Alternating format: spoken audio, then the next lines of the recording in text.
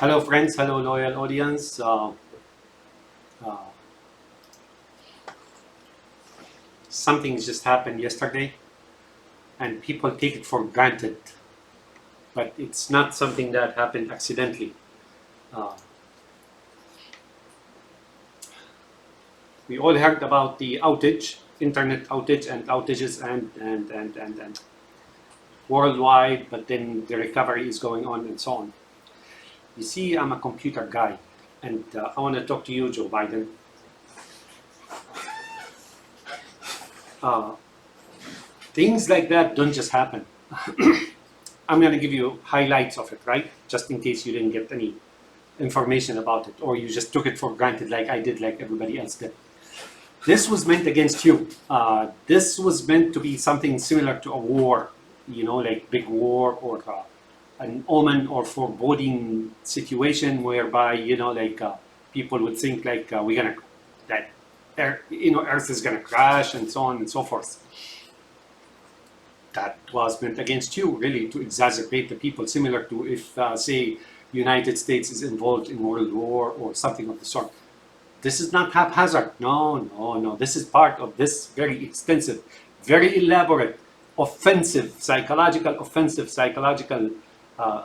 total psychological war to dislodge you, to take you out of the race. Why? Because there is only one way for those Netanyahu's and Trumps and so on to beat you, and that is if you really quit now.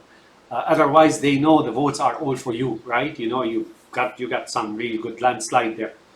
The only votes you're a winner now or in November, unless they do other things, like delegates which are compromised, and or for example, voting machine rigging and rigged. Uh, Delegates, electoral college. He's watching.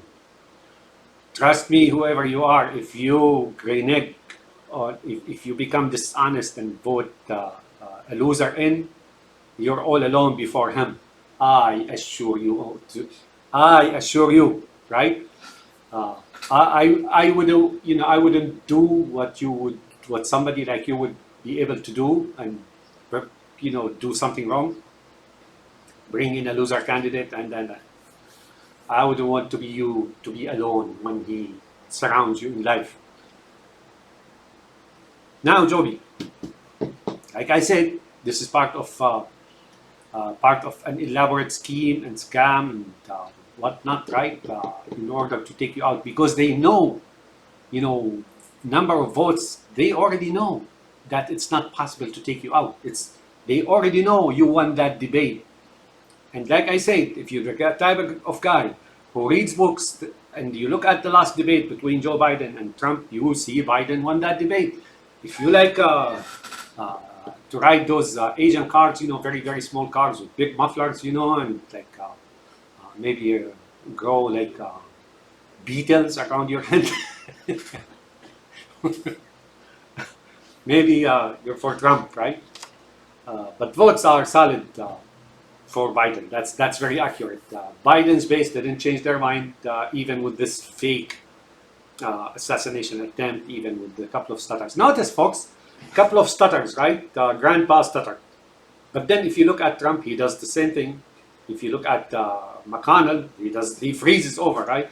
Why aren't they calling for them to change? Look, Trump is a problem. Convictions, criminal records, cohorting with dictators, stealing 8.4 trillions for stock market, and he's the president of Wall Street, right? Joe Biden is for Main Street, is the president of Main Street, right? Why aren't they asking for him to be replaced as well, right? Because he poses a risk for the Republicans. The guy is a loser, right?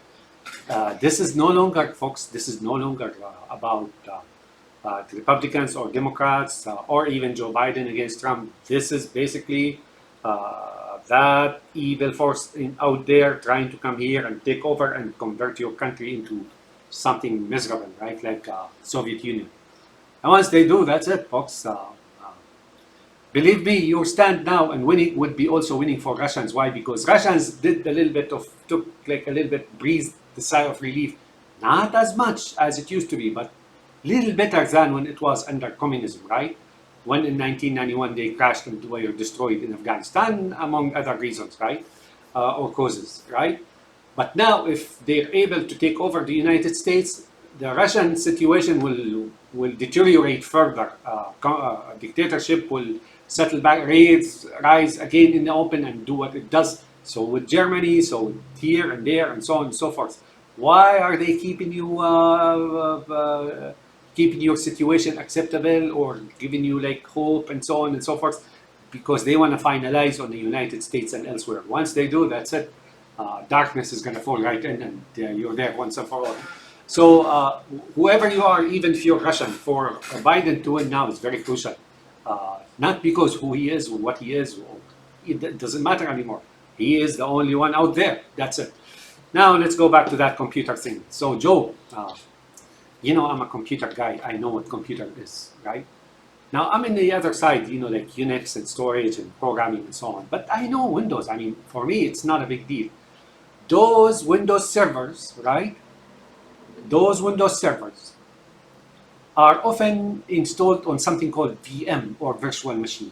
Virtual machine, there are a number of products out there that you can buy. And instead of having a server, physical server, now you virtualize it. And it makes a lot of sense. Virtualization, it's a very, very powerful thing, right? And it's there, it's out there, right? So there is something very simple that we do. When you want to update a Windows system or a Linux system or whatever system, right? There's something you do. It's called snapshot, right? A snapshot. A snapshot, you point to that VM, right click, it's that simple. And then say, take a snapshot. You name it, this snapshot, so and so and so. And then afterwards, you go into the OS, which is installed on that virtual machine, and then update it. And if it breaks down, you go back out, right, into that virtual machine software, right? And then right-click on that machine, which contains that faulted OS or destroyed OS or messed up OS, and say, delete that snapshot. What it'll do is take that snapshot and revert things back. And then you start the VM or the OS on the VM, and the OS starts as if it was exactly at the time when you took it, taken the snapshot.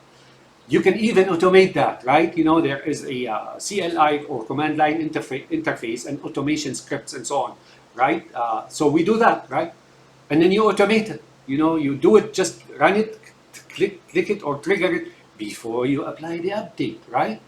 And then what happens if it doesn't work? You just revert back. And how long it takes? Right there and then. Taking the snapshot is instantaneous. Reverting, depending on how much data you wrote, like between the time you applied the patch and then until the time you started it up and found out it's like messed up or it's destroyed or blue screen of death or whatever it is, right? Minutes. Why? Because it writes back, it replaces those blocks that were written over in minutes, because they're in the minutes, right? And then you recover. To tell me all these machines that run Windows, right? System. And like I said, it could be automated. Usually this is automated on nightly basis. You keep a snapshot and then delete the older ones and, roll over. You keep probably maybe 1 week of snapshots, like 7 or something like that. To tell me that they applied like a whole ton of patches worldwide without taking a snapshot of those VMs, those Windows VMs, that's a problem. There's also backups, right? If it's a physical server, there's a backup, right? So I don't see that to be, and there's redundancy, and there are many things, but the simplest thing that you do, and that's guaranteed 100% recovery within minutes, right, is doing a snapshot. Ask your ITs, tell them what a snapshot is. What is a snapshot? Yeah, heck, we do even that on Unix. On Unix, like for example, Solaris, right? We have boot environment, right? BE. So when we do an upgrade on a Unix system that runs your enterprise software, we take a boot environment, which is really a snapshot, right? And then we boot the new environment, activate and boot the new environment. And we see that there are problems, right? We go back into a single user mode, Very simple. Boot it into a single user mode. BE activate the older one. Like half a minute or so, or something of the sort. Boot it, and there you go. You delete that new snapshot, right? Which you delete that older, and then you apply the patch again, or just run until the patch is corrected. That said, ask your so Joe, I ask your IT guys. I'm sure they're in the National Snoop Dogs agencies, or something like that. Have him tell you what the snapshot is. I'll take 15 minutes to explain it to you. Something else they can do usually, right? There is something before you apply the patch, by like crowd strike, is it, or crowd carpet bombing, right? That's not funny, man. I don't like that term at all. But here I mean it psychologically, right, or computer-wise, right? That's not funny. Sorry about that. So when they carpet upgrade at will like that, you don't do that. We have in our environments, wherever you go, we have VMs that are parallel to the production, right? We refresh them and so on. And then when there is a new patch or a new code to be installed or applied, usually we do it on a QA or UAT environment. So we have those. They're very thin, they're not as robust. They have the exact same image as the running machine, a little bit behind, right? Maybe you refresh them, like I said, time and again. But they're very thin on CPUs and memory. Why? Because they're not used by customers. They're used for user acceptance testing and quality assurance, right? So what happens is when you get a new patch, you apply it there first, right? And then find out what's going on and do testing and so on. And when the testing is accepted and to be proved to be valid, then you schedule the application for production. So whoever tells you they just went ahead and updated like a gazillion machine carpet updates, carpets B updates, right? Just like that. Come on, man, Joe, So I'm reasoning this. Why did they do that? I mean, they can't be so freaking naive as to implement. I mean, even in smaller environments like hospital systems, like so and so, and where I used to work, right? We don't just do that, it's not possible, right? I mean, you get your guys who are, who duct tape and who's naive and so on here and there, right? And they do something like that, right? And they end up in trouble, but we recover very quickly, It happens. These guys just are on a cruise control and they get like a patch and just slap it. But that's one system or something like that, right? And even to the degree that they're so, probably smoking stuff and stuff like that, they don't even care to take the snapshot. But on a wider scale like that of crowd bomb carpeting, carpet bombing, you don't just go apply that. I mean, you have to test it in your own environment first. Crowd carpet bombers, they have to test it on their own environment first. So if you are contracted, say, to work with the government or airline or something of the sort, you will have something to work with before you just roll out the patch, right? And that's a normal practice. This is not something that is so forbidding, right? This is very normal practice, right? Like if you want to reproduce, say, an environment from, say, government agency or airline or something of the sort, you call them and they give you an image, a few gig image. They take an image of the running OS and then you build it at your site. Or if not, they build one at their own site for you. And then you call them, I'm going to roll out the patch or something of the sort. Now, there is something else. This may be secret, meaning the customers do not know about it, right? Customers such as UAL, such as government agencies, such as banks, such as something of the sort, right? These are top secret, like Putin, Mossad type patches, right? Oh yeah, oh yeah. Joby, your agencies are infested, with all that stuff, right? Spying software. I call the Linux software, which is supposedly free, nothing is for free. I call it the Mossad operating system. And if you implement a Linux system in your environment, it's like giving an unfettered access to a hacker that you don't know who, right? Within your own data center. So get your people to tell you about it, and I think it's not haphazard. I was thinking, maybe these guys are just so freaking cruising along and, getting billions on, they just roll up a patch without considerations for risk or anything else. That's possible, but no, I think this was meant to, because people associate something like this with elections and so Joby, get your people to check things out and to show you what I mean by snapshot and UAT and QA, right? And before you roll out something like this in mass, you test, right? At least in your own environment. If it's a window, then say window 2016, right? It's easy. You can install the window. Crowd carpet bombing has their own environment, right? They can implement the patch themselves and see what it does, right? Apparently, it seems to me like they didn't even try that. That's not normal. Joby, they usually do test. So I think this is against you. Now going back to all these weirdos, the mass offensive against Joe Biden to get him to leave the race. Joe, stick around, man. Stick around. There is only one way they're going at you with this much intensity and hate and all the media outlets and barking and fighting and social carpet bombing and psychological carpet bombing and social carpet manipulation. Like they're trying to clean the carpet. Take people out completely. Because they know they don't have the vote to win in November. Otherwise, if they knew they had the votes to win in November, they wouldn't resort to such desperate ways and means. Joby, get your people. It's about 1 hour briefing. Get those experts.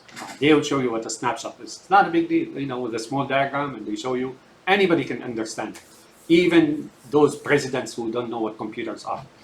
Have a nice day, and and again, the campaign against you and this offensive and this onslaught will intensify further. People just don't worry about what's being said in the media. The media, at the end of the day, is now causing Trump more harm than benefits, right?